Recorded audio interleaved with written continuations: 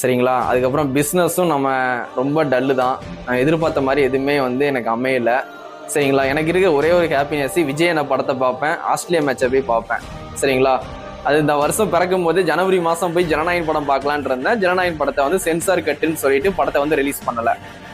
சரி படம் தான் போச்சு. அடுத்த மாதம் வந்து ஆஸ்திரேலியா மேட்சை போய் நேரில் பார்க்க போகிறோம்ல, அந்த ஒரு ஹாப்பினஸில் இருந்தால் ஆஸ்திரேலியாவும் குவாலிஃபிகேஷன் ஆகலை. ஆசைப்பட்டது எதுவுமே நடக்கலை.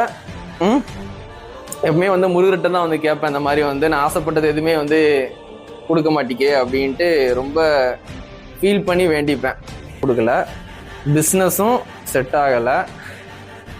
பிஸ்னஸும் சரியாக வரல. பிஸ்னஸ் இருக்குது, தளபதி மொபைல்ஸ்ன்னு இருக்குது, ஆனால் பிஸ்னஸும் வந்து செட் ஆகலை.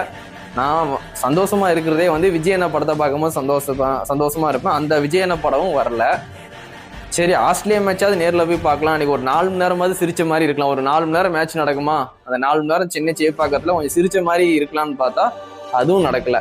நான் ஒரு சின்ன சந்தோஷம் கூட வந்து நான் பற்றக்கூடாதுன்ட்டு கடவுள் என்னை ரொம்பவே வந்து கஷ்டப்படுத்துறாரு.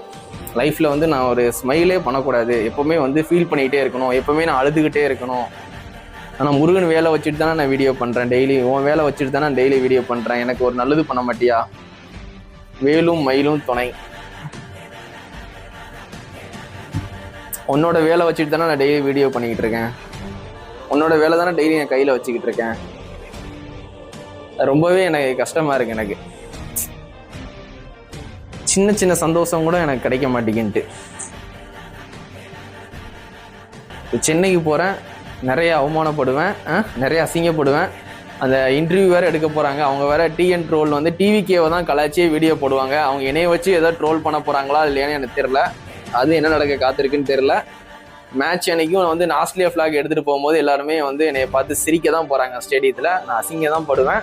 எல்லாருமே வந்து என்னை வச்சு செய்ய போகிறாங்க. அசிங்கப்படுறது, அவமானப்படுறது, கேவலப்படுறதுலாம் புதுசு இல்லை. ஆனால் இது ஒரு மாதிரியான அசிங்கமாக இருக்குது. என் ஆஸ்திரேலியா டீமே விளையாடலை அந்த மேட்ச்சில், அந்த கிரவுண்டில் ஆஸ்திரேலியா டீமே இருக்காது. அங்கே போய் நான் ஆஸ்திரேலியா ஃப்ளாகோடு உட்காந்துருக்கும் போது என்னோட பெயின் எப்படி இருக்குன்ட்டு சரி பார்ப்போம்.